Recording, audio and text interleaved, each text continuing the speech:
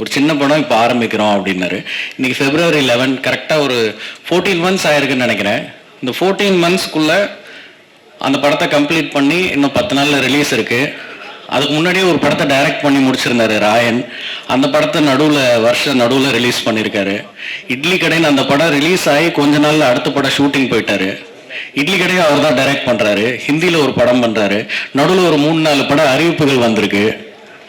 So அது எப்படி இந்த டைமுக்குள்ளே அவ்வளோ வேகமாக அவர் கதைகள் யோசித்து அதை டைரக்டும் பண்ணி நடித்து அந்த வியாபார அழுத்தங்கள் புற அழுத்தங்கள் எவ்வளோ இருந்தாலும் இண்டஸ்ட்ரியில் என் மனதுக்கு பிடித்ததை செய்கிறேன் அப்படின்னு நினச்சி ரொம்ப வேகமாக ஒரு குறுகிய டைமில் இவ்வளோ படங்கள் இத்தனை ரோல்ஸில் மாறி பண்ண முடியும்னா அதுவே வந்து ரொம்ப மலைப்பாக இருக்குது பார்க்குறதுக்கு.